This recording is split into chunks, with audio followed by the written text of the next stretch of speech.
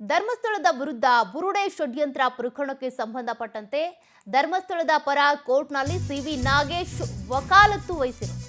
ಚಿನ್ನಯ್ಯ ದೂರಿನಲ್ಲಿ ಧರ್ಮಸ್ಥಳದ ಹೆಸರು ತಂದ ಹಿನ್ನೆಲೆ ಸಿವಿ ನಾಗೇಶ್ ಅವರು ಧರ್ಮಸ್ಥಳದ ಪರ ಕೋರ್ಟ್ನಲ್ಲಿ ವಕಾಲತ್ತು ವಹಿಸಿದ್ದಾರೆ.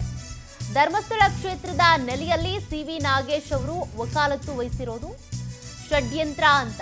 ಅಂದ್ರೆ ಈ ಬುರುಡೆ ಗ್ಯಾಂಗ್ ನಡೆಸಿದಂತ ಷಡ್ಯಂತ್ರ ಏನಿದೆ, SIT ರಿಪೋರ್ಟ್ ಏನಿದೆ, ಇದಕ್ಕೆ ಸಂಬಂಧಪಟ್ಟಂತೆ ವರದಿಯಲ್ಲಿರುವ ಬಗ್ಗೆ 2 ಗಂಟೆ ವಾದವನ್ನ ಮಂಡಿಸಿದ್ದಾರೆ ವಕೀಲ ಸಿವಿ ನಾಗೇಶ್.